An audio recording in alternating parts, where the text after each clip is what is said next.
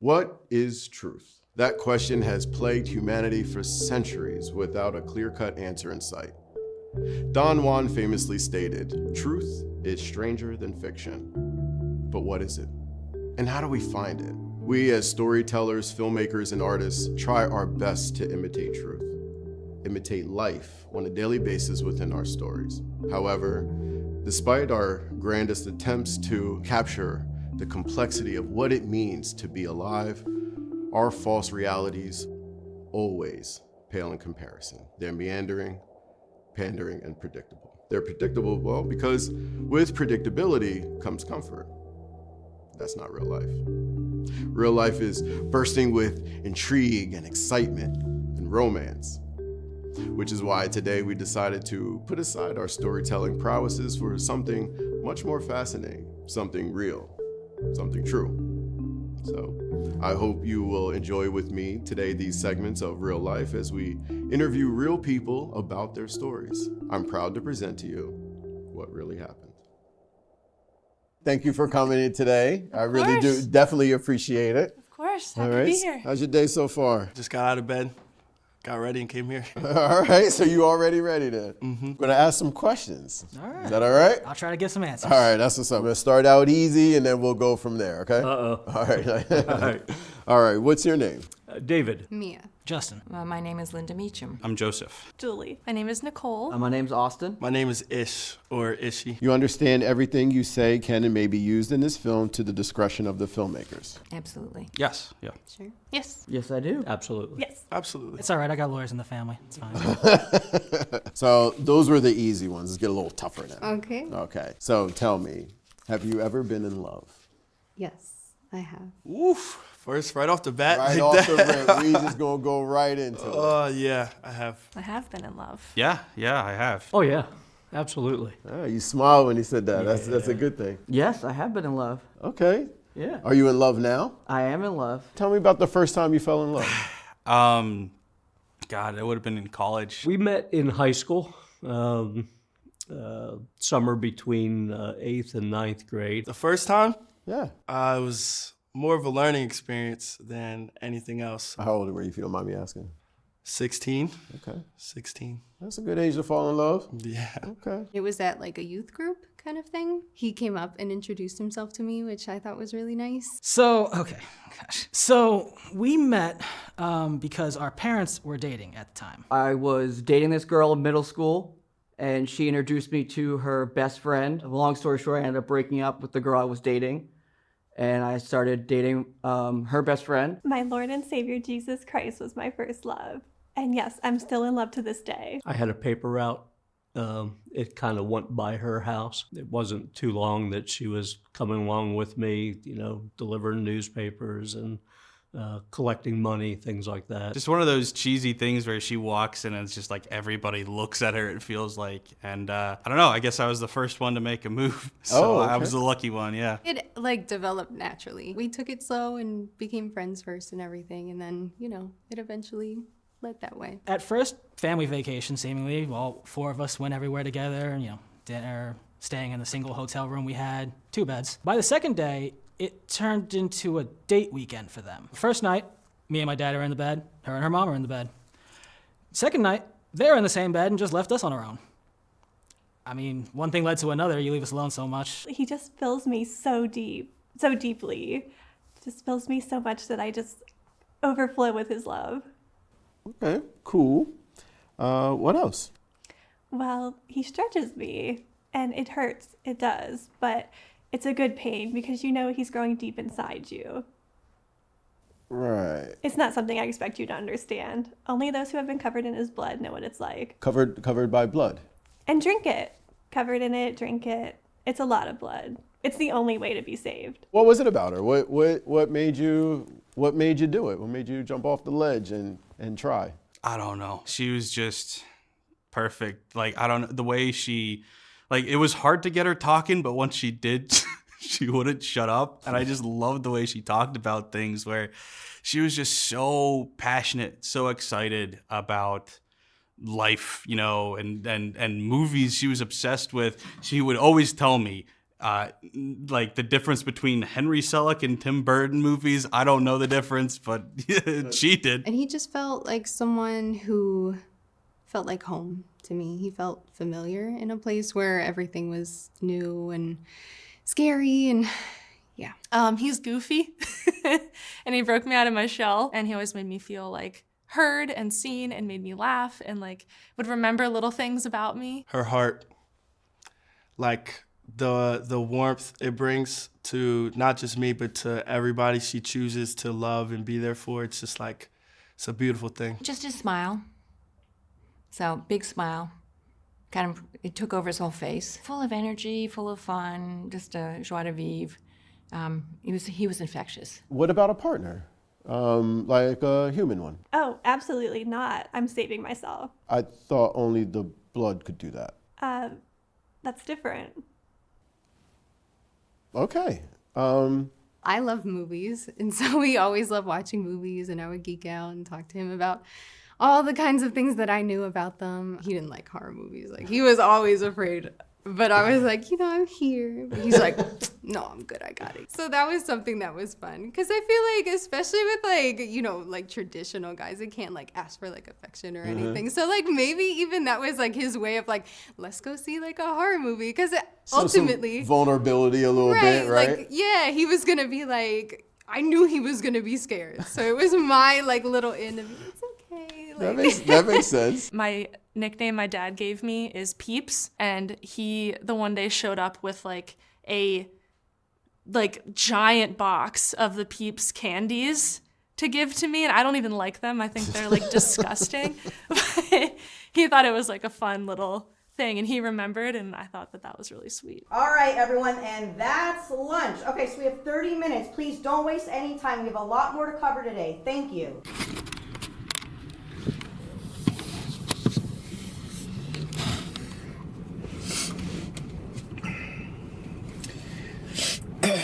All right, so let's see what these heathens got for lunch, aka let's see what they elected to poison themselves with because they had me go to Wawa. Chicken salad. Chicken salad. Hey, I like chicken. Would you mind chewing it up and spitting it out and putting it on my sandwich? Disgusting. This is just a turkey. It's a turkey with American cheese. Fucking make that at home. God. How do I tell somebody that I'm a child with my chip selection? What the fuck even are these? To each their own, right? I'm not judging, but I would never fucking eat any of this shit. Oh, and somebody asked for Marlboro Lights. God. Tell me you want to die by the age of 50 without telling me you want to die by the age of 50. Like, look at this. Turkey with American turkey, American cheese, let me get some nice and just limp old lettuce.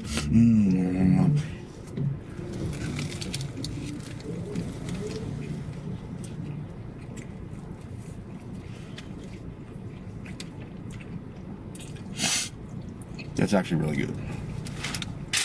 I don't know who this is.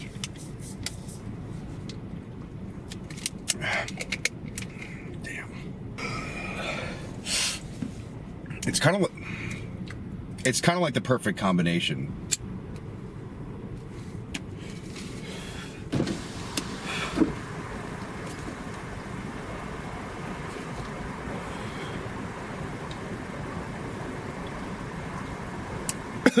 I actually used to have a brief period in high school when I smoked cigarettes.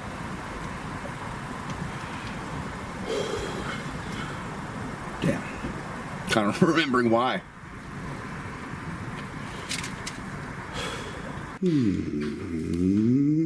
How do you feel about the accusations that you only got this job because you're fucking this fine gentleman here, the director? Whoa, what the fuck? Well, what the hell? He's like, in this next... Get your ass out of here, man! In this next scene, we need more whipped cream. Whoa! Danny, get the fuck out of here, man. Who the fuck is he, Simon? A cousin's cousin. He needs to get the fuck out of here. Hey, guys. What's your name? I haven't met you yet. Eric. Are you a beer, wine, or liquor drinker? Beer. Beer. I hate beer. Oh, that sucks. It reminds me of my dad. The only time he ever said he loved me, he didn't look me in the eye. Hey, I have a cousin who makes porn. and they're looking for a fluffer, and you kind of look like the perfect kind of guy for that. That's perfect. I've been told that, actually. Are you guys on Tinder? Because I'm getting not shit. I'm at like 35 miles. Actually, no, you look more like a grinder kind of guy. Not that there's anything wrong with that. There wouldn't be anything wrong with that. I accept everybody, love everybody. Fuck off, Danny. You guys are fucking pussies, dude. Rolling a beat? Rolling on Are you in a relationship currently? No. Okay. Why is that? Because the one I was just in just ended not too long ago. How long were you married the first time? We were married 17 years. Or we were together 17 years, married 14. Okay. So, yeah. Did you, at the time, you thought he was the one? Oh, absolutely. I never thought I'd be divorced. You know, he's still adorable. I'm still fond of him. Maybe that's another, Pat, we grew apart sort of thing. We had 2 kids, completely different ways to look at the world. And I have to say, I adored his huge Irish family. And when we broke up, I think I missed them more. When did you know that it wasn't going to work anymore? Probably during our long distance kind of time. He was 2 years older than me, so he graduated before I did. We went to the same college, and that's where we met. And it was a little bit before that time, I think he started being more controlling in a way. She wanted it to continue. I ended it. She was saying she'd be willing to give it a try, come out on the train sometime. I just wasn't willing to. I didn't want to go through that. I'd seen it fall apart. Do you think she was in love with you?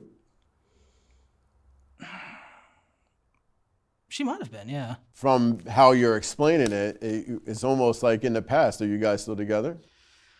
No. No, we're not together anymore. No. What happened? Did you fall out of love? I didn't. No, she ended it. Okay.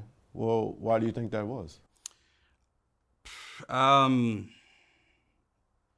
it's hard to say. I guess things just changed. I don't know.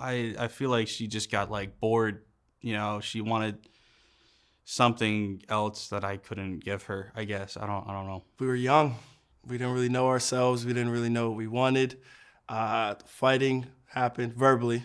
Verbally fighting happened. She passed away about 3 years ago, specifically 1,117 days ago. We lived a great life. I talk about it often.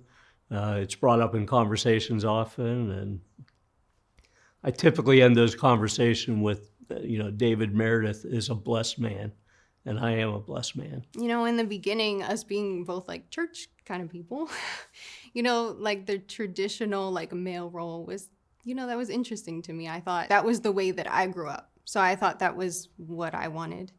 And going through school and meeting friends and, widening my worldview, I just felt like it wasn't what I wanted anymore. Do you think that you were really in love? Yeah. I mean, I feel like it's a tough question because every time I've ever been in love, it's the most I've ever been in love. That doesn't mean I can't know love more, but as much as I knew love in the time, I loved her to the fullest of my capacity. I don't think, me personally, it's not hard for me to love somebody. Is it hard for someone to love you? I'm not sure. I don't know. I guess I'd have to ask people. I don't know. Do you think it's his fault? I think he's at fault. I don't know if everything was his fault. Was anything your fault? Probably. I don't think it was all them. I'm not a perfect person, and like I said, I was young, 16, still have a lot of things to learn now. So, no, it's definitely, I think it was equally both sides. Have you ever said anything that you ever regretted? Who hasn't? Yeah, I have, yeah. Do you know what that is? Yeah. Care to share? Yeah, man, we just, you fight, you say stuff, you say things you don't mean. Sometimes you do mean it, but you should have said it nicer. Anytime you lose somebody, there's always regrets of things that may not have been said or may not have been done. I don't have many of those. Sometimes I think about, the way that I worked and things like that. And sometimes I was away for longer extended periods of time and things like that. you know, you always want more time. Time is the one thing that you can't change. Perhaps I could have been a bit more assertive in what I wanted. But like I said, it's difficult when you have someone that's like, this is what I want. This is what I want for both of us. And in that kind of role, which is what I thought I wanted in the beginning, that's what it was. So it's kind of hard to communicate about, roles changing, especially when you grow up in that kind of environment. But I don't walk away from it with regrets. And I feel like I tried to do everything that I could with the knowledge that I had at the time. If you look at it enough, you'll end up regretting every decision you ever make. And I do. I think about it every day still. And I know it's like one of those things, it's been a couple years now. It's like, get over it. I get it, And I'm trying. I think I want to get over it. It's hard to decide that sometimes, but yeah, I mean, I would change everything, but at the same time, I was me. I don't know what I could have changed. I was making mistakes because I was learning. I was growing as a human. And I feel like that's just part of life. And I can't regret growth when it's painful. Lisa was sick for quite some time, so I got quite a bit of time to process, what life might be like without her. I still don't know exactly what that looks like, but I'm very confident that we lived a good, healthy life that was very fruitful. I watched God use it for great things, later in life. He definitely shapes and molds us to, who he needs us to be and, fruitful for him. I don't know what the next chapter looks like, but we did well. Yeah. Why did you never speak about what was really going on? Well, I didn't say I never spoke. I definitely tried to speak to him about it. I think the issue is that he would never listen. I think that as much as I tried to, and gently, hey, like, this is how I feel about this now. Maybe we should talk about it. But I feel like it just always became an argument. Like, he had to be right about everything. He had to, like, prove himself for everything. And I don't know, it's just like, why was I even there? Like, do you actually care about me if you're just constantly like, I'm trying to prove this thing. I'm trying to lead us into this thing. And it's like, okay, go ahead, but like, you're leaving me behind, basically. I heard you say you don't have any regrets. Did you hope that it would work out? Of course. Yeah, I didn't go into this thing thinking, oh, I hope it ends soon. Like, no one wants to fall in love and then like be ripped apart. You know what I mean? Yeah. So, yeah, of course I wanted it to work. We like planned a whole future together and everything. I didn't, you never intend for life to change you as it does. And it does. And you either grow together or you grow apart. So how long were you in the relationship when you started to feel like it wasn't working anymore? She was falling out of love since... I mean, there was a lot of red flags I ignored, I think, throughout. It was probably like, from the beginning, like, her family never liked me, and I knew that, and that's, like, hard to deal with. And I don't know, it just as time went on, she just seemed to it was a gradual change. Like, I couldn't tell you, there was one moment when, like, it all fell apart, because it didn't happen like that. It was just a gradual change of now she's not answering texts in the morning like she used to. Now she's not, going out of her way. We were long distance for a while, and it's like, okay, just drive the 3 hours, and she wouldn't, or I'd be like, I'll drive, and she didn't want me to drive. So I don't know. I don't know why it started, but it was a progression. What's your least favorite memory?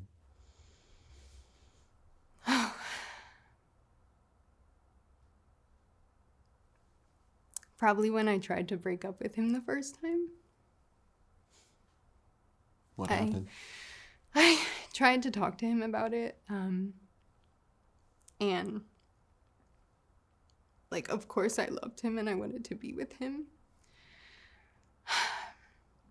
But it was like, I could tell that, like, I was hurting him and it was upsetting, but I didn't want to hurt him.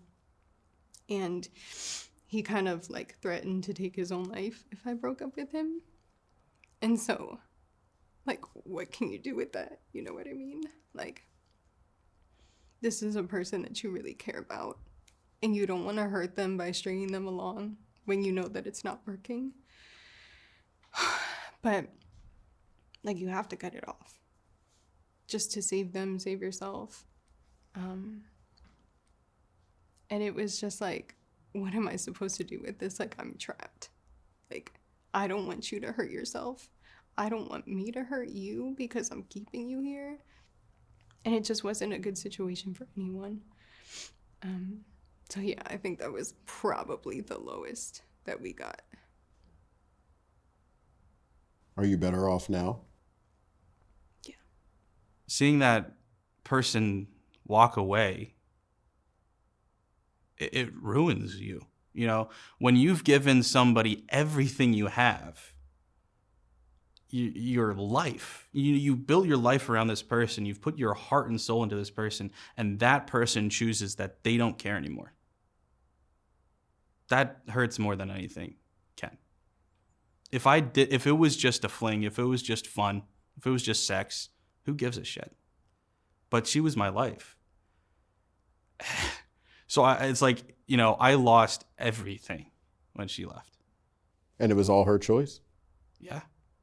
Mia, it's time for you to get off the hot seat. I appreciate you, appreciate your time and your honesty. Thank you so much. Yeah, thanks. Absolutely. What's your name? Simon. Oh, that was his name too. Really? Yeah. I think it's so important. One of the fundamental things of a relationship is open communication, you know, honesty, a desire to work together. And if you're going to fight, you're not fighting each other, you're fighting towards something together. And she didn't do that. She was just out. Every time there was a fight, anytime there was any sort of disagreement, she was gone. She wanted nothing to do with me until that was over. And you know, it was funny. My friends would kind of make fun of her, make fun of me the whole time because she would just disappear so often. They started calling her MIA instead of Mia because she was just disappearing all the time. All right. All right, guys, we're going to take 5, all right? You just stay right there. We'll be right back, all right? Okay. All right. You want me to just like... Just stay, man. Just stay. Okay. We'll be right back for you, okay? All right. All right. 5 minutes at the most. Yeah. All right. Bro, come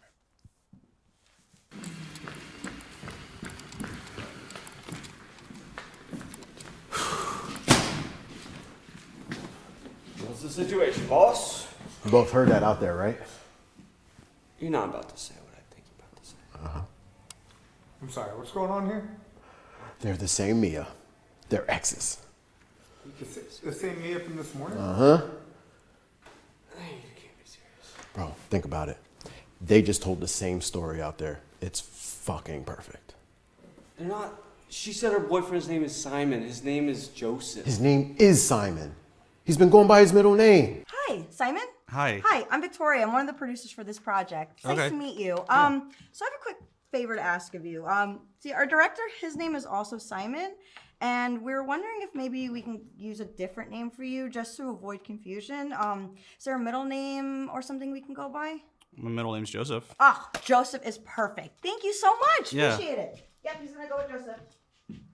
I don't know, man. It could be a coincidence. Bullshit. That's fucking bullshit anymore. Hi, hello. What's going on here? We're paying everyone by the hour. Like, can we go back to work? We have to start the documentary over. What the fuck do you mean? Not completely over, but we have to change the whole focus of it. Back up. Why? We have 2 people telling the same story out there. It's fucking perfect. Wait, is this true? Can we confirm this? Their stories don't even really... Bullshit, they don't. You're never going to get 2 people telling the exact same story the same way. It's fucking mathematics. It doesn't matter. There's inconsistencies all the time. Okay, Simon, please. Remember, they're still next door, so what are you saying? What do you want to do? I'm saying we have a once-in-a-lifetime opportunity here to do something fucking special here. And we're not going to pass it up. Okay, where is she now? We sent her home hours ago. Don't look. Don't worry about it. We can bring her back tomorrow, right? Right? Right? Okay, yeah, Okay, sure, yes, but yes. what about everyone that's still here? We'll start fresh in the morning. Fucking call it. Call it a day for today. We regroup, start over tomorrow. We bring Mia and Simon back and get down to the bottom of the story. Won't them knowing we're doing a documentary about their relationship kind of ruin the ruse, ruin the whole idea that they're what? They're what? That they're what? In a relationship and they're pleading their own case? Like, it's gonna ruin the whole thing. So what? Don't tell them then. What? Don't tell them? Oh, don't tell them. Tell them that you have more questions. Tell them that we have something else. It doesn't matter. They don't need to know why. I mean, they did sign the paperwork, didn't they? Right, they did. Right, they did. Okay, so they agreed to tell us their life stories in their own words, their own likeness. I mean, Right. I don't know how this would be any different. It's a different approach, sure, but it's still the same Right, she thing. gets it. Right, so what the fuck is the problem? It's just a legal gray area. Oh my God. All right. I don't give a fuck about any gray areas. Okay, you guys discuss this. I gotta get on the phone with her and deal with some real fucking problems, all right? You guys good? Oh, Jesus Christ. Hi, Joseph. Yeah. Great job today. Thank you so much. We actually wanted to know, were you free to come back tomorrow at 10 a.m.? Yeah. We'll pay you for your extra time, not a worry at all. If you Okay. just follow me, I'll take care of your check and we'll talk about tomorrow, okay? Okay.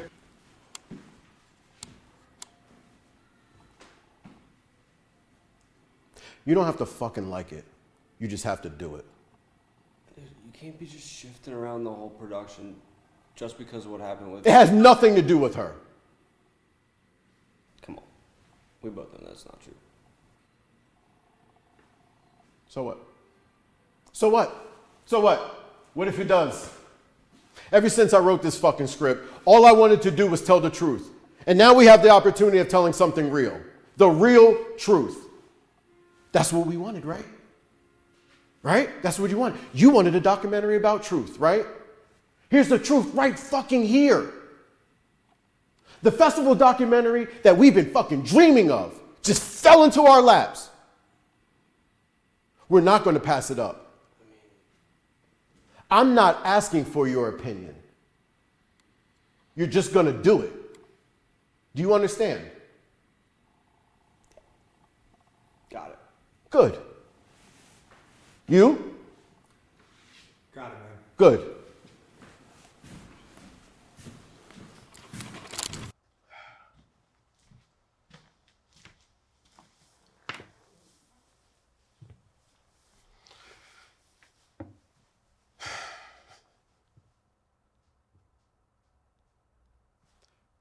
What is truth? If I asked you to tell me the truth, would you be able to? The unfortunate reality is truth is rarely pure and never simple. You may think you know what it is, but how can anyone truly know that their version of truth actually reflects reality? A few years ago, there was a study done on a classroom of college students where a man in a ski mask burst in, held up the room, and fled the scene. The students were then asked to describe the type of gun the man was holding, and the answers varied greatly. Some recalled a 6-shot revolver, others remember seeing a Beretta, and some even saw an automatic rifle, when in reality, the man hadn't been holding a weapon at all. He merely just pointed his finger at the students. See, it's virtually impossible for two people to have experienced the same events and experienced them the same way. Even if they were both eyewitnesses, they both would have different versions of what their truth is. However, today, we have a unique opportunity to hear two stories about the same events. Members of a past relationship will share their stories about their lives and experiences together. And us, as the audience, we get to try to decide for ourselves what really happened. Thank you for coming back for the second day. I really appreciate it. Yeah, thanks for asking me. How was your night? It was interesting. Yeah? Didn't sleep a whole lot, but it was cool. I was excited. Yeah, you had a good time here yesterday? Yeah. My therapist has been telling me that I should talk about things more, so I think this is a good opportunity for that. Oh, so we're gonna merge a little bit of therapy and truth, right? Yeah. If you don't mind, we're gonna skip some of the questions that I asked yesterday, some of the easy ones, and really want to dig a little bit more into your story. It was very interesting, and just want to learn a little bit more about you and your past relationship. If that's all right. Okay, cool. So, why her? What was it about her that gravitated you towards her? I just lit up a room. It's cheesy. I'm sorry, but like the smile, the eyes. You get locked in, and it's like she's the only one there. Everybody else is blurred out, and. I don't know. Like I said, once you got her talking, it was like nothing else mattered. He was a really great listener, and he remembered all of the small details that I told him. So that was something that really caught my attention, because he was genuine and he cared, and it wasn't put on to like get anything out of me or anything like that. I didn't think she liked me at all, when we first met. I didn't really make any sort of move at first. It kind of just surprised me when it happened. And he was always there. He was like my home away from home. I was going to school a few hours away from my family, and I didn't have a lot of people around. And he was just always there to make sure that I was okay. Even like when we first met at the youth group that night, I was like the first one to have joined in like a long time. And he just came up to me, introduced himself, and he was just so warm and like kind. And he had a great smile. And after the whole meeting, I could have just went home and like disappeared, and, came back next week. But he made it a point to get to know me, and he walked me home that night. And that kind of became like our ritual for a while. That's when she really started talking. And like I said, once she started talking, I was like, this girl is amazing. Like she was so shy. She wouldn't say a word. And then once she opened her mouth, it was like the floodgates. And I was like, oh my God, she's crazy. I love it. I don't even know when the first date was, because it was like, you're hanging out. And you're like, is this a date now? Okay, this is a date now. When was the first one? When was the first one? And so it was kind of just like a series of like, I don't know when we actually confirmed it. Like I said, she wasn't the best communicator. Who said I love you first? Was it you or was it him? No, it was him. Yeah. And what happened? How did that happen?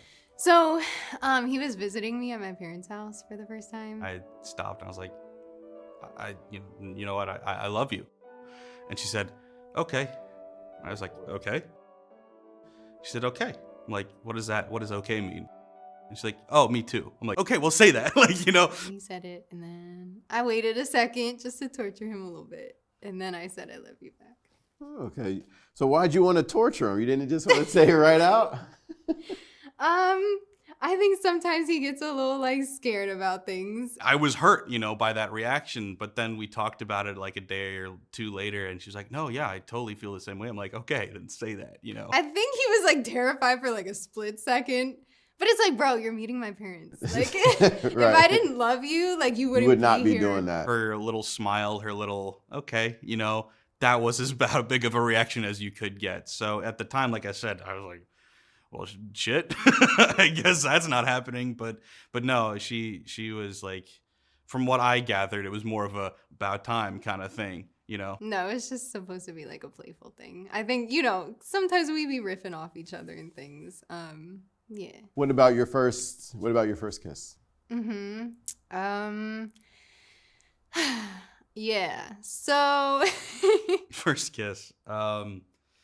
Yeah, that one was funny. It took us a few tries to get there, actually. I'm slow, I'm deliberate, I'm pretty oblivious too, apparently. We went out like, hiking with our friends one day, and there was like this log cabin. We were on this trail that had like these cool like old cabins and stuff. And I was like, let's go in the cabin, And he was like, I don't want to go in the cabin. Apparently she was trying to get me to go kiss her in there, but I was just like, why would I go in a old gross cabin? No, I don't want it. And she's like, come on. I was like, no. Nah, he didn't get it. So I was like, okay then. Well, how did that make you feel when he didn't get the message? Guys don't always get what you're trying to like put down. So I was like, all right, he's just not. And he probably was just trying to be like respectful and not like read into it too much. So, because it was early on and we were with our friends and everything, but we messaged and like laughed about it later. Like, you didn't see what I was trying to do there. And yeah, he was probably beating himself up a little bit for missing it, but And she texted me, I was like, I was trying to kiss you, you idiot. I was like, what? Should have told me. But Yeah, that was the first try. Now I knew that, like, okay, the kiss is on the table. This is something, like, the ball's in my hands now. I gotta make a move. So I'd kind of like decided, all right, we're going out to eat. This is gonna be the night. We all went out with friends at this bar, and I was like really nervous. So I was just drinking and I was like, yeah, we're cool. She was drinking a little bit. I was drinking a little bit. I'm nervous about it. I'm delaying it. Then we're walking outside. We're going to the car. I'm like, okay, I have to. I'm going to do it right now. And so I grab her. I pull her aside. We were looking in the eyes, start to lean in, throws up all over my face. It's just all over my face. So it didn't happen that night either. Yeah, that really put a damper on things for that night. So I it didn't can see happen. why someone would not want to kiss after that. Yeah. So when did it? So that doesn't count still either, does it? No. By the time it finally happened, it was the most like unromantic thing ever. Yeah, it kind of got like strung out because it was like, when are we? And then we didn't. And then it was just like, the more time went on, it was just kind of like, okay, this is getting weird now. So we love like going to see movies and things. And I think that night we both kind of knew like it was coming. And we were like, okay, super excited for the movie. And then we're like, why are we gonna go to a movie to like make out? So we just like ditched the movie. There was like some woods or something like nearby. So we just kind of parked the car and just kissed. It was just making out in the back of a car. But it was, you know, it was us. It was fine, you know, and I wouldn't change a thing about it. Did you have a lot of romantic outings or experiences? Yeah, I think, you know, we tried. We would go out to movies and things, and we'd go out to dinner. We love doing like board game nights. I love chess. She not so much, but she enjoyed making me suffer. She would cheat just to fuck with me, get under my skin. And like, once again, it's like, she knew she could get a reaction, so she'd do it. And I was like, that's cute, you know? And I would always like play around a little bit. Like, I don't know, maybe I did like torture him a little bit, but like, he was so competitive about winning chess. And I was just kind of like, I knew how to play and like, but I wasn't super competitive. It wasn't about who won. It was just about spending time together. Did it actually get under your skin? I mean, I'm stupid competitive. And so it's like one of those things where you're like, ah, and then you're like, okay, you know, she's just being funny. And so it wouldn't actually get under my skin, no, but yeah, I'm competitive. So did you like pushing his buttons? Maybe. Maybe I did a little bit. What was your favorite memory together? We were both kind of homebodies, so we didn't go out a whole lot. We mainly kind of just hung out at home, throw on a movie, which usually would result in a monologue from her rather than actually watching a movie. So like I said, I really love watching movies, and I love horror movies and stop motion, and Henry Selick is like my idol. She would pause every 2 seconds to explain how it was done. She was obsessed with like the claymation stuff or puppetry, whatever the hell that is. There was one night I was trying to explain to Simon, like, you know, like these are the differences. Like we're gonna watch like James and the Giant Peach, and then we're gonna watch Corpse Bride, and then we're gonna like compare the two, because I was just so excited about those types of things. And he starts falling asleep, and I like have to smack him awake because I'm like, what are you doing? Like, you said that you wanted to hear about this. Like, so he's like dozing off, and I'm like, no, you have to watch this whole thing. So he like, you know, he's like got his eyes open, we're going. So we go on a Corpse Bride. And then he's falling asleep again. And I'm like, sit up. Like, you have to You're like really trying to make watch him. this. Yes. Those were my favorite moments, honestly, because like I said, it was so hard to get her talking. So once you did, you never wanted it to stop. So I was really curious. Do you believe in soulmates? I think there's something out there, probably. I used to. But I think it's bullshit. I think people use that as an excuse to make stupid decisions. I don't know. Maybe it's just like something in you recognizes something in someone else. And it's just like, you just feel it. You can't like explain it or really talk about it. You just know. I think there's some type of link between people. I don't know if soulmates is like the right word, but I don't know. I feel like you feel it when you know. People pretend it's romantic. What's romantic is knowing that you're just two random people in the world that have flaws, that don't work perfectly together, but choosing to make it perfect anyway, choosing to make it work anyway. That's fucking romantic. I don't think anyone decides if they love someone. What comes to mind is, you know, verbally abusive relationships or physically abusive relationships. If the person, yeah, if that's your soulmate, I guess you're fucked, right? yeah, I would say if you don't decide if you do fall in love, do you decide when you're not in love anymore? No, I don't think so. I think you decide when you have to stop, like the actions of loving someone, but I don't think you stop loving someone. People love people when they pass away or when they have to leave. Yeah, you don't decide that. I don't think ending a relationship is always the wrong decision. I think some relationships shouldn't happen. Was it wrong in your case? It was wrong for her, apparently. I can't force you to love me. I can hope you do. And I can't stop loving you. I don't want to choose to do that. I don't even know if you ever do stop loving people. I think you're always going to have that piece of them with you. But I'm not going to force somebody or try to force love out of somebody. It's rape. To force somebody to love you is impossible. That's a choice. Tell me a little bit more. It's like you can stop the action, or you can stop. I mean, like putting the attention and putting the effort in, I think that's something that you have to make a decision about, especially if things are, starting to go wrong. I think you have to have that conversation and make the choice that that's the end of it. So do you choose to continue to love someone if they don't love you? So, yes and no. I think love is something you need to work at. It is also something that happens to you. To continue the spark going, to continue it being there, I think requires work. Love is a fairly constant, but liking somebody isn't, What kind of fights? If you got into any fights, what did they look like? What were they about? They were usually just really petty shit, if I'm being honest. There were like times where I thought about like maybe I'd get a tattoo, and it was just not something he would like just no.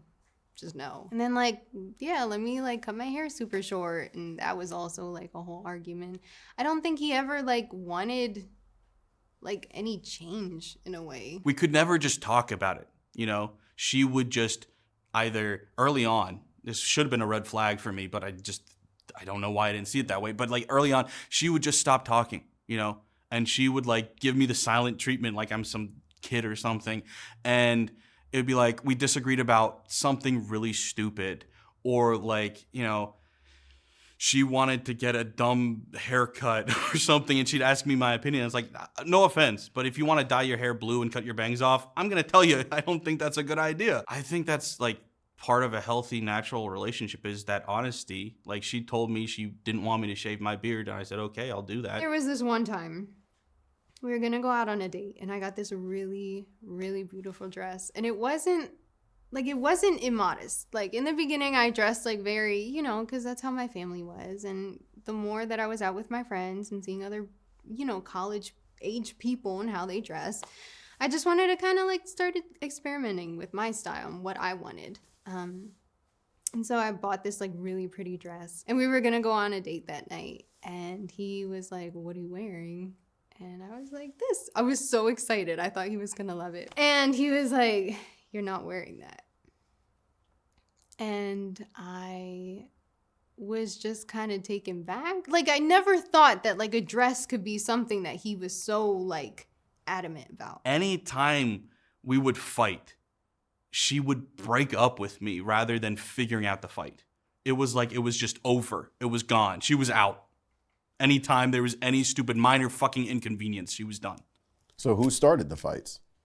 Her, typically, from my perspective. I mean, I don't know. I mean, it's probably, if I'm trying to be objective, probably both of us, but like I would at least try to fix it. I would at least try to talk about it. And yeah, she wouldn't. So I was like, no, I want to wear this dress. And he was like, well, I'm not taking you then.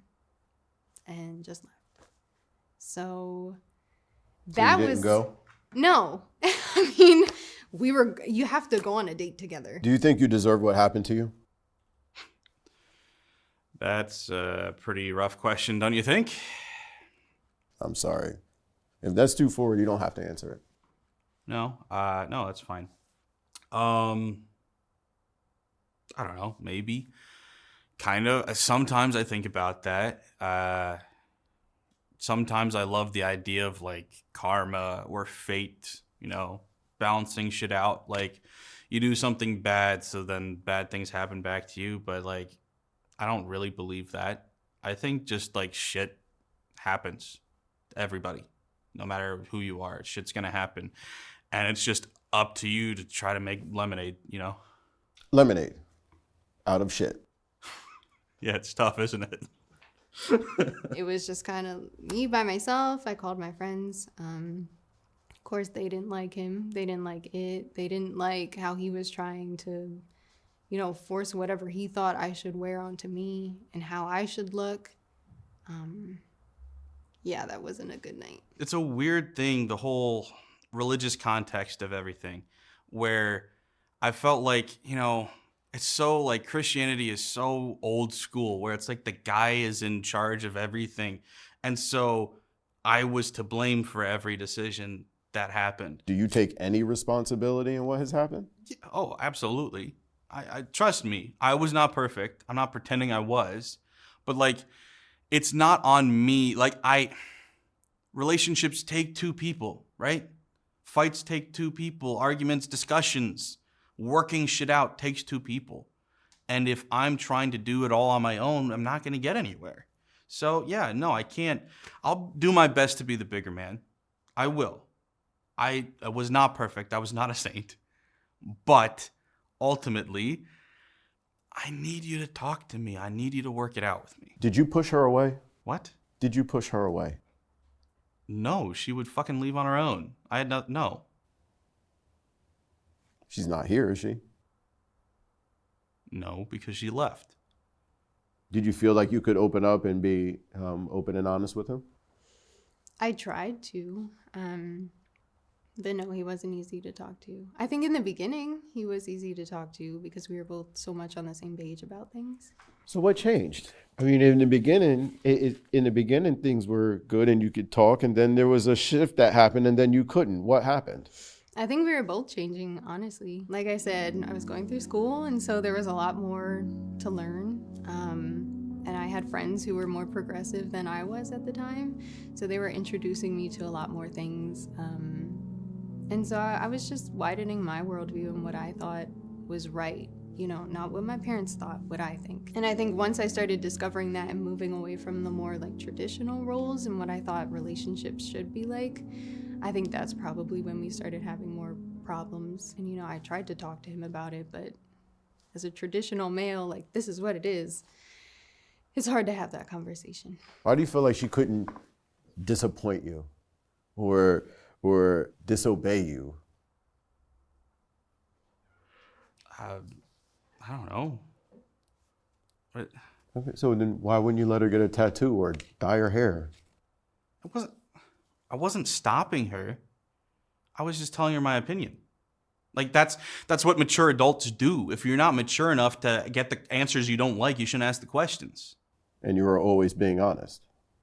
I would try to be, yeah. To me, it seemed like she felt forbidden or felt boxed in or unable to do those things.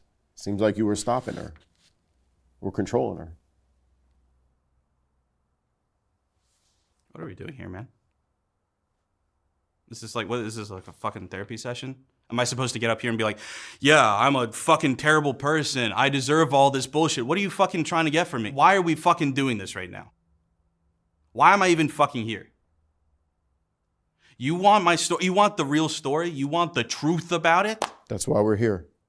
Okay, great. You want to know how she broke up with me? Why she broke up with me? What happened with all that bullshit? Well, she blocked me because I called her out for cheating on me. She was posting this guy on social media hours after we broke up. She never posted me once. You know what? And fuck it, I shouldn't care about that. I don't care about that, really, like in the grand scheme of things. But when you use that to show that, like, oh, I don't post about people. Okay, sure you don't. Then you post about him. That's not by accident. That's a message. You're telling me that I don't give a shit about you. I never gave a shit about you. I replaced you. So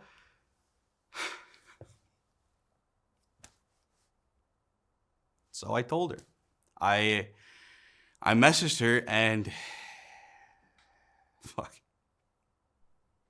I said to her, either you were deliberately trying to hurt me, or you're the dumbest fucking bitch I've ever met in my life.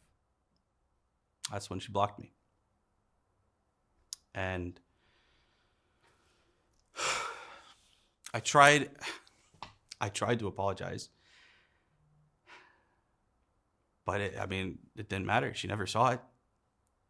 And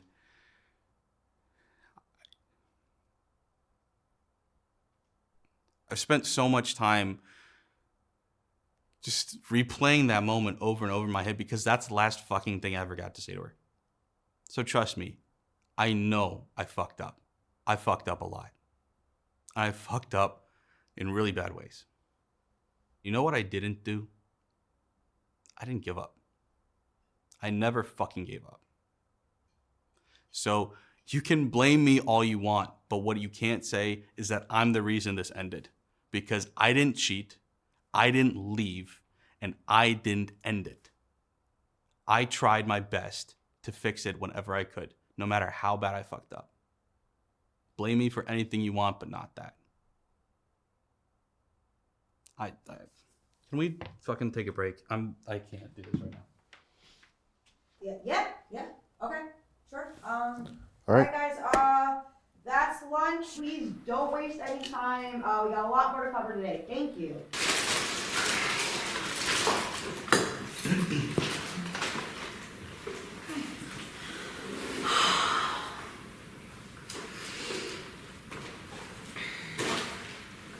So quiet.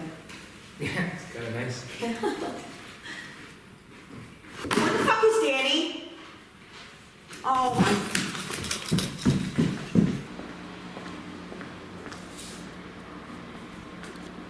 Oh, hello. Look at me.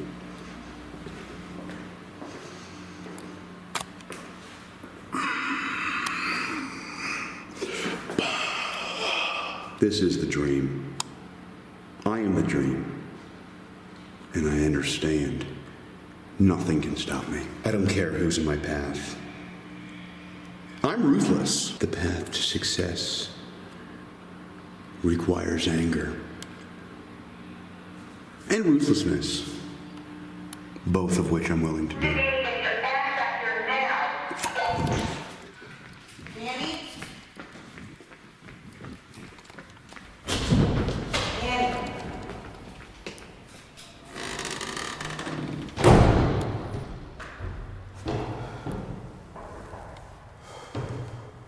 Hi.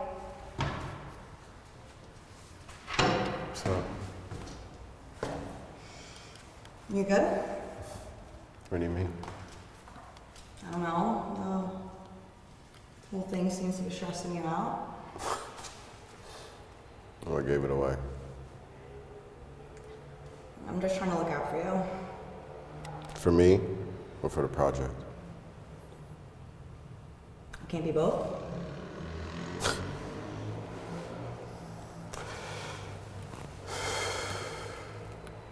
I guess that's possible. Okay, enough. All right, you come in here with a broken foot. You won't tell anyone. You won't tell me about it. You start bossing the crew around like some fucking tyrant. What is it? What is going on?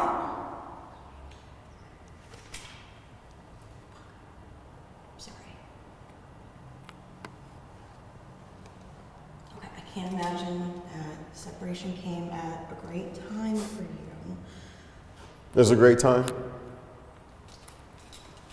It's not what I meant. You okay? I have to be. Are you really though? I'm gonna be alright.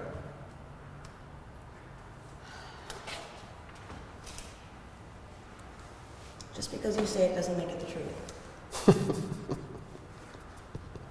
I see what you did there. You're good. I have to be. Dramatic as always. Surprising you make this documentary about yourself. I did.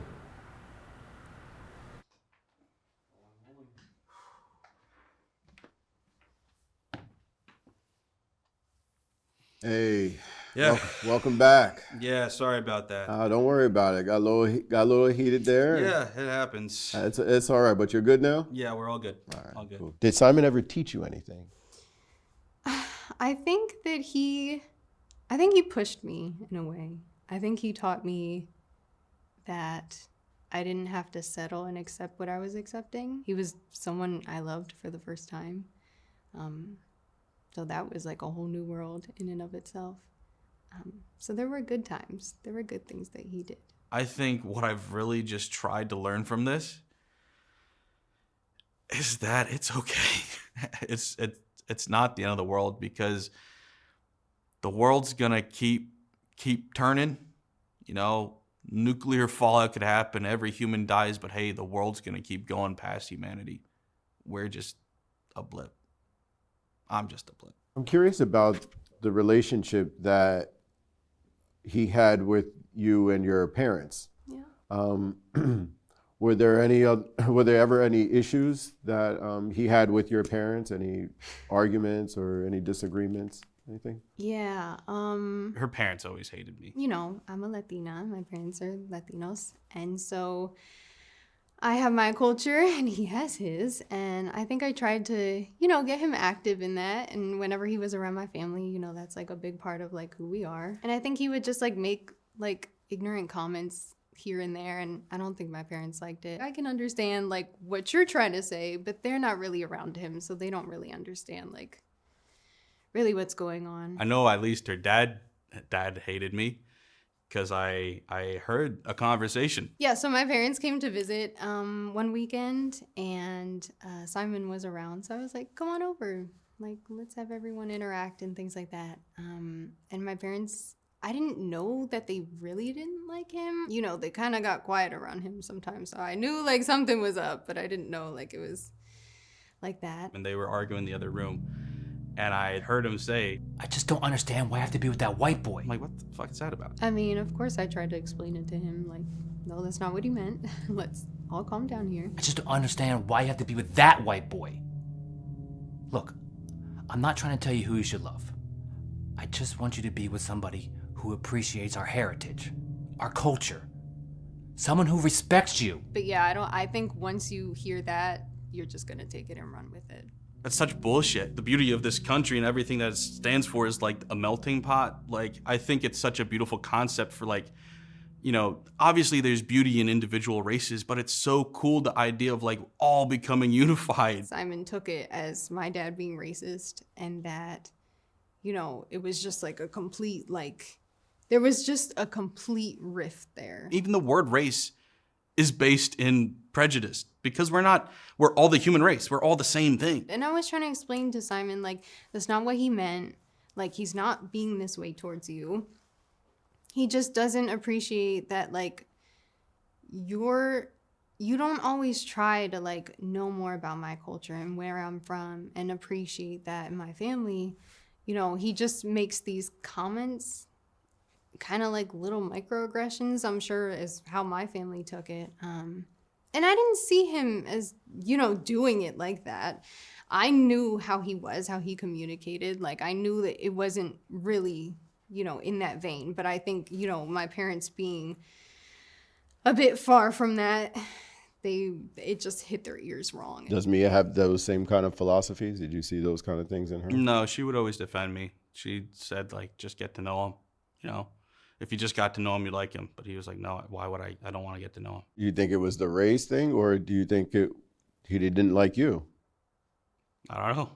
Both, I guess. I don't know. All I know really about the new guy is he's white too. So clearly it doesn't matter now. Have you found love since? Yes. Okay. You're in a relationship now? Yep, I'm engaged.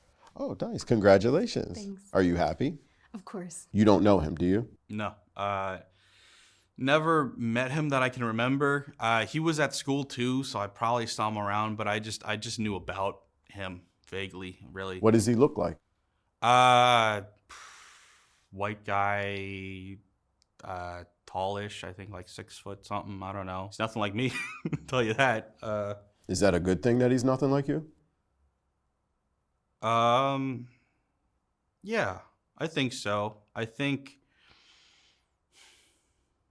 Yes, because if he was just another like version of me, like a better version of me, then I would know it was my fault, like I wasn't good enough. But now I can at least know that like she just wanted something fundamentally different than me. Have you ever found yourself comparing the two? I think you don't try to, but I think in a way you kind of do. I don't actively like, okay, let me write it down. Like, how are these two different? But you kind of can't help but do it, you know, like, oh, last time I'd have never done, right? I'm sure those things happen. Right. But yeah, no, I don't try to think about it, but I think when he's doing everything right and everything went wrong with this other person, it's like, you know, those previous experiences, they help you shape where you want to go and what you want. And so realizing in the past, this is what it was and this is what went wrong.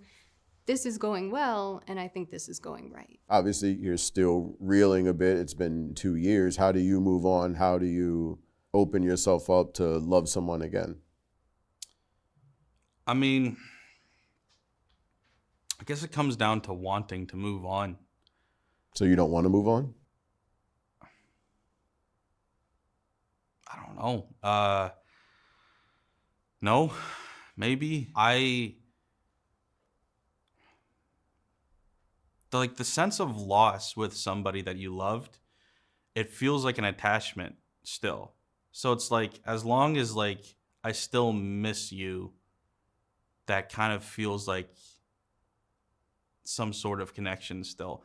So like, I know I should be over it. I get everybody's, their moms told me that, you know, like I am trying, maybe I'm not, I don't know. Should I be over it? Shouldn't I be over it? I don't know. I don't have an answer. I'm sorry. Have you moved on completely? Yes. You don't think about him at all? I think that's hard to not think about anyone at all. But yeah, I don't try to think about him. I don't actively think about him, but yeah, sometimes. I know I shouldn't, but like I like the parts of me that she made in me. When I talk and I hear something that she would say, when I hear her voice in me, I like that. I bought these pants because she told me to. I still think about the decisions I make from the perspective of, would she be proud of me for doing this? You give her a lot of power. I do.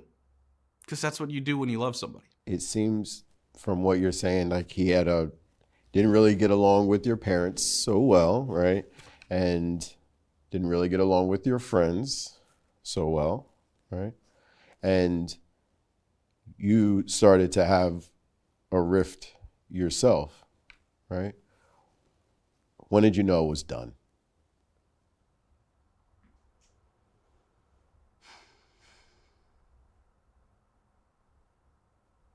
I think probably when I knew that I like couldn't talk to him about anything anymore. Yeah, like I said, we were on again, off again for about a year, and things were not going well. You know, even when we were together, it was short-lived. It was frustrating, a lot more fighting. One of our last fights was really bad because we were just completely different people at that time. Like I said, my friends were super progressive, and so they like introduced me to like feminism and like all these different things that, you know, I started to believe in. I think, you know, they hit me a certain way. It was actually during that like long distance phase, and I was so excited to see her because I drove all the way back out to campus and we went to her spot, and I was like, we hadn't talked in like 3 months at this point. And I was like, I just want to see her again. So we got together one night just to talk in a restaurant like we normally did. And politics kind of came up. And for some stupid fucking reason, politics got brought up. Abortion was brought up. And at the time I was like, yes, I think abortion is something that should be legal. And I feel like women should make the right choice about their bodies and whatever choice that is for them. I was trying to explain where I was coming from, and we used to agree on everything, and then she was just going more and more one direction, and I felt like I was staying in the same place. I'm like, what is going on? Like, what are you talking about? And I kept trying to defend my position, and she just wouldn't let me talk. He thought that, it was the whole killing babies thing. And that was frustrating because, first of all, you're a man trying to explain what your whole thought process of the whole thing is like, you have no idea even the whole thing. Like, how can you speak to something that you have no idea about? He always wanted to be right. He thought he had like all the facts and the statistics, but it just, no. She just kept shutting down everything I was saying, and so I yelled at her, right there in public, and immediately I regretted it. I don't think that was something that we could reconcile on. And that was something even like I would try to, de-escalate situations, and often I would shut down. I wouldn't communicate as much, but that was something that we were really like arguing about, to which, people started looking a little bit. But it's just when you're arguing about your rights and your freedoms, like, I can't be quiet about that. And I just remember her saying, like, you're scaring me.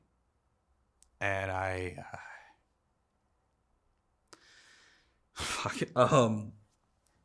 that's just, you hate yourself for that.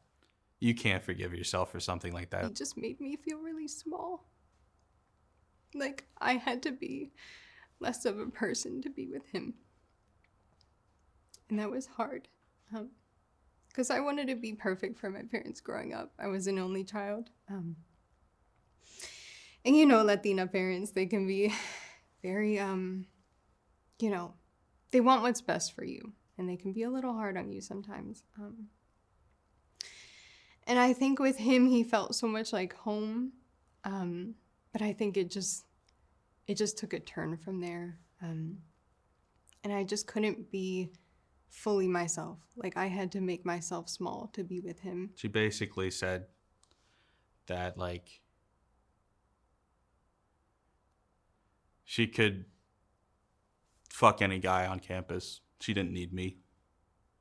That I was essentially lucky to have her. He didn't really think too much about me at that point. I was somehow becoming like invisible. Like, I was like this placeholder for playing house. Like, he was in his role and I was just someone filling that role for him. She really tried to just attack my insecurity there about that, and it worked. And that's what hurt more than what actually she said.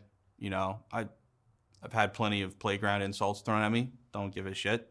But when the person that is supposed to be your partner, the person that's supposed to be guarding your heart, so to speak, and they pinpoint that area of weakness and exploit it, yeah, that doesn't feel great. I mean, he always thought I was cheating. And I don't know why that was the case. I don't know if it was like his insecurities or what, but it was like he was constantly paranoid about me leaving. And I think that was even before I was thinking about, leaving. I think it was just like something that he just like kept putting into my head. And then eventually it was like, okay, you're making this a reality by pushing me away. Did it become a reality? Well, I didn't cheat, if that's what you're asking. He's into her. She's not stopping him, It's like, it's not hard to block the guy. Why are you entertaining this? And she just kept entertaining it. And, try to be the bigger man, try to ignore that, say, oh, I'm just insecure. I'm not thinking straight. Ignore the red flags, just be fine. And the next thing I know, they're together. And I'm like, okay, well, how does this timeline work out? And I just had to block him at that point because it was just, there's no talking to someone like that. From, playing devil's advocate a bit, looking at it from his perspective, could it have appeared that he wasn't the only one? Could it have appeared? I mean, people can perceive whatever they want, but you have to trust me. And if I tell you that that's not the case, then it's not. And if we don't have trust, then what do you want me to do about that? It's hard looking back now to feel like she ever really cared, because like I and I know I should be over this by now. It's been long enough. Like they say, I forget, it was like a year or whatever, and you're supposed to be over it when breakups happen. It's been like 2 years, and I'm not over it. And she took less than a day to get over it. So how could you say that you were in love if you clearly didn't give a shit about me? I think he's so focused on what other people think of him and his insecurities and how the world views him. He gets too paranoid about things that he shouldn't be. Like, there are so many outside factors that shouldn't even be a consideration. Like, there are people that love you and care about you and want the best for you. And I think that, you know, lean into that. Like, don't run away from that. She knew what I was going through. She knew I diagnosed depressed, diagnosed bipolar. I'm going through this shit. And I never genuinely felt like she cared about that or did anything. Like I'm not trying to put blame on her. Like, she's going to live her own life and do her own thing. But like, when you know, like, if you claim to care about me, why you're just going to leave when I'm in the middle of like a depressive episode? Like, it's not her responsibility, but like, if you care about somebody, you're going to do something, right? Like, it's hard for me to believe that she genuinely cared or loved me when you're going to leave me at such a low point in my life. I know there's such a stigma around mental health with men, with, you know, religious communities, but I feel like that would definitely do him good to talk to someone and really work out what it is that, you know, he's struggling with. Because I feel like that was such a thing that was always put onto me. I feel like women always have to have this emotional weight put onto them to figure out how their man is feeling. And at the end of the day, I have to figure out how I'm feeling before I can figure out how you're feeling. And then we both have to communicate about that and move forward. And I just want him to just stop talking about doing things and do them. Get up, do it, and go be happy. And stop making yourself miserable and suffer over things that you've created in your head. He just needs to be a man. Man up. So I just felt betrayed. I felt confused, but at the same time, like, I should have seen this coming, you know? Like, I felt like I knew all along and pretended I didn't know. Yeah, I mean, looking at my life, I feel like, I don't know, everybody's gotten bored of me eventually. I'm not somebody people want to hang around with forever. I'm not exciting, you know, and it just kind of felt like the confirmation of every negative thought I've ever had about myself. And there have been a lot.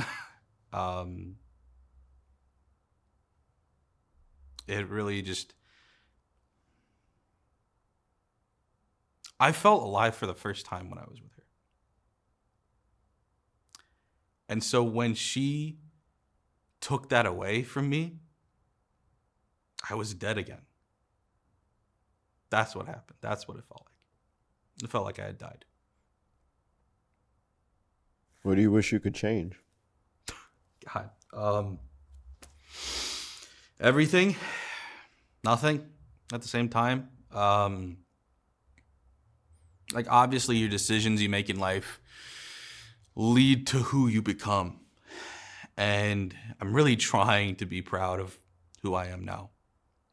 And I really want to say I made mostly right decisions. Sorry. But obviously I wasn't perfect, and, you know, clearly I wasn't good enough. So yeah, I would change a lot. All of his insecurities and things like that that I had to somehow protect him from and somehow help him with whatever he was going through when I'm trying to figure out who I am also. And, you know, like we talked about him threatening his life when I tried to break up with him. That was really difficult. By him telling you that, did you feel somewhat responsible if he did or didn't go through with it? Yeah. It's not fair, is it? No. You don't want to hurt someone you love, and you don't want them to hurt themselves because of you. So of course, if he ever did anything, I couldn't forgive myself for that in a way. Of course, you know, looking back at it now, it's not my fault, but I just had to make the decision to keep things going, even though I didn't want to. And I think that's difficult. I think a lot of people, and I think a lot of women go through relationships where they feel they have to keep things going past their expiration date just to make the other person feel comfortable, or to make them feel like they won't lash out, or they have to protect the other person. And yeah, it's not fair. If she was here right now in front of you, what would you say?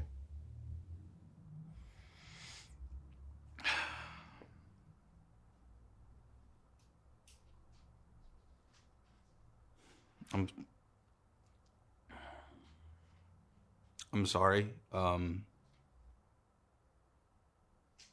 And I love you.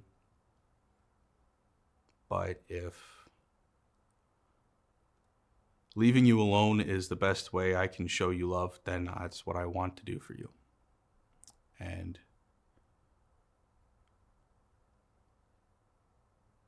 I'm proud of you for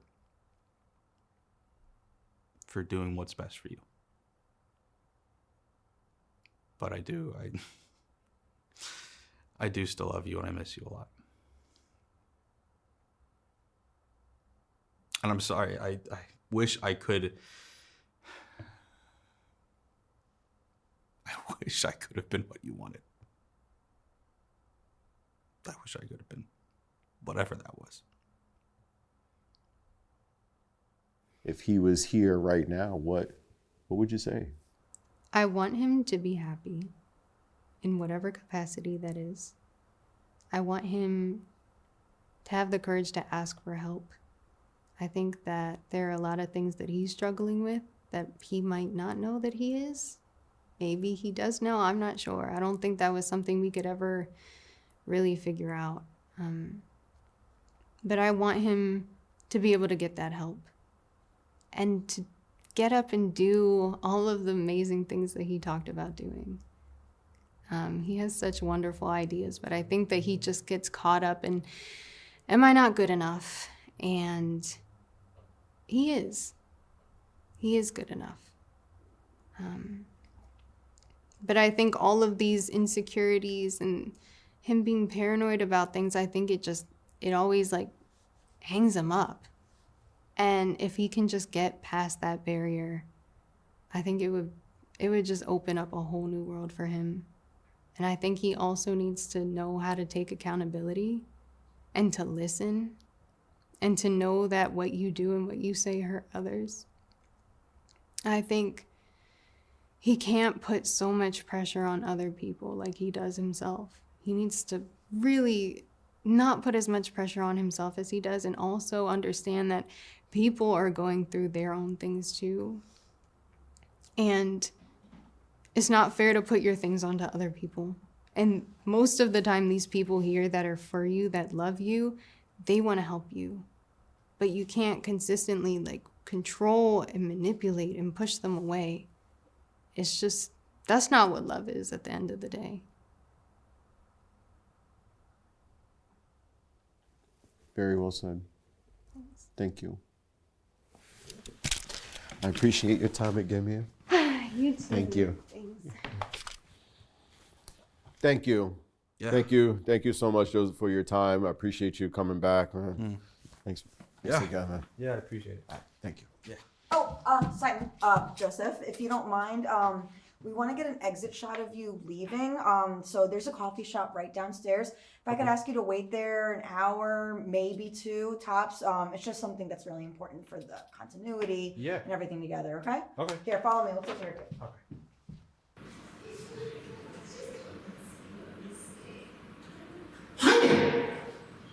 Oh, hello. Wow.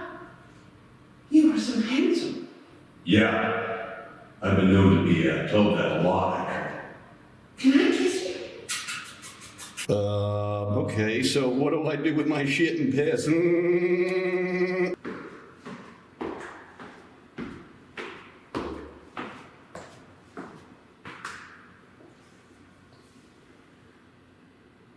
I'm standing outside where a murder has just taken place.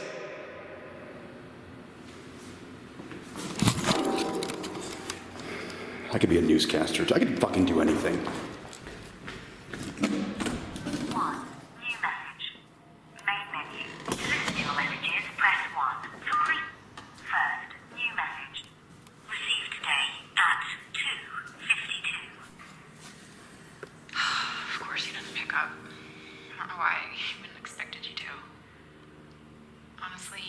Probably easier this way anyway. I know we said we wanted to work through things amicably, but I can't.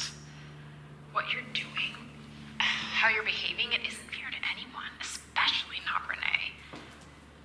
I know we'd all prefer that she got to grow up with her father in her life, but honestly, if this is the version of you that she's gonna get, then I think she'd be better off without you being there at all.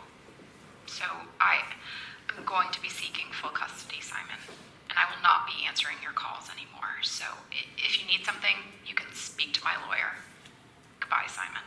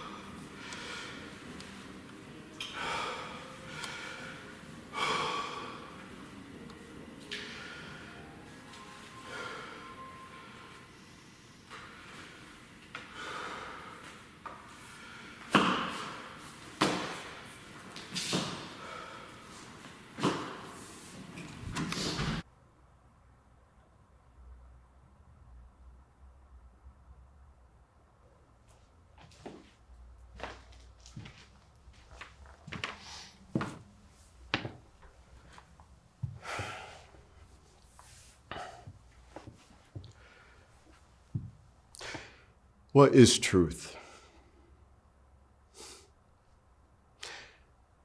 We may never really know. Truth is an elusive thing.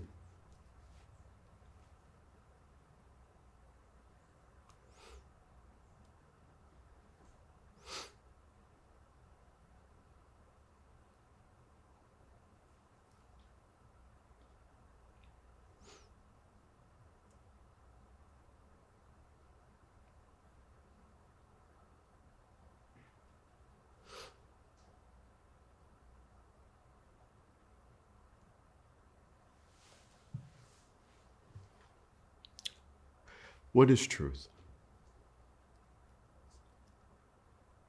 We may truly never know. Truth is an elusive thing. Even if you believe without a shadow of a doubt that you know what happened, you may still be lying unintentionally about your past. Lying to them, lying to us, lying to yourself. You see, life is more than just a black and white picture. More like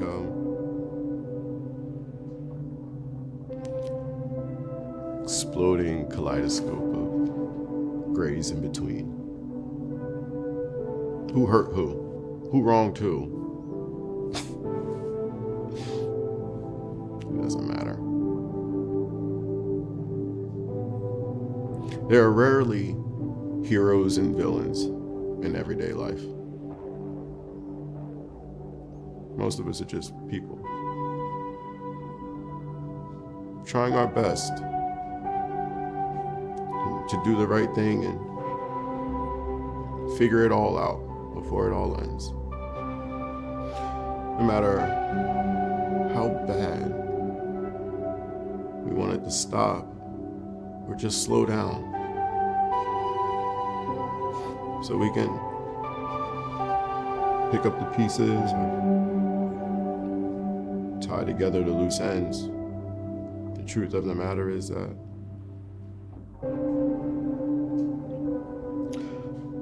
life just keeps going until it doesn't.